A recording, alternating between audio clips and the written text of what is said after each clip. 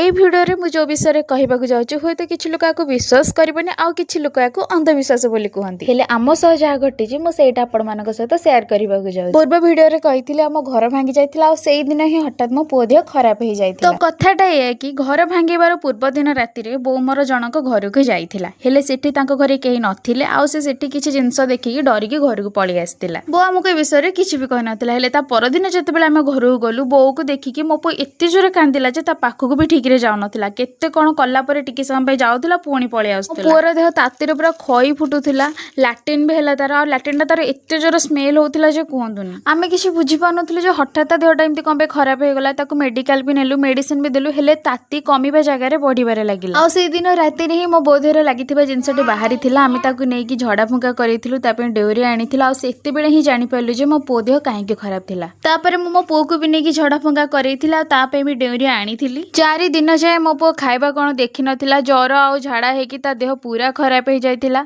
आ आमे तो पागल भलिया कोठी कि नबु कोन करबा आमे किछि बुझी पार नथिलु। तो 4-5 दिन पर मो पुओ टिके खाइला आ फ्री भी हैला। आ आपण माने कहतु आपण माने ए सब कोन विश्वास करूछंती। रहिली जय जगन्नाथ।